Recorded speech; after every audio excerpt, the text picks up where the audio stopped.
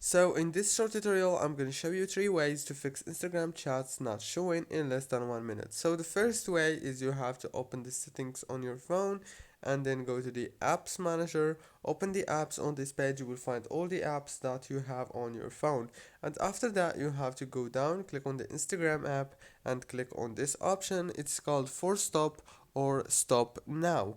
After you click on it, your Instagram app is gonna be stopped and it will stop from running in the background of your phone, and you have to check it may be solved.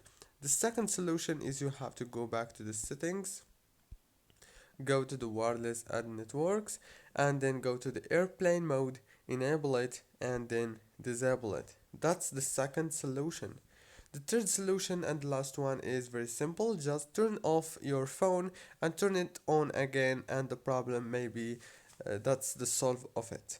Don't forget to like, subscribe.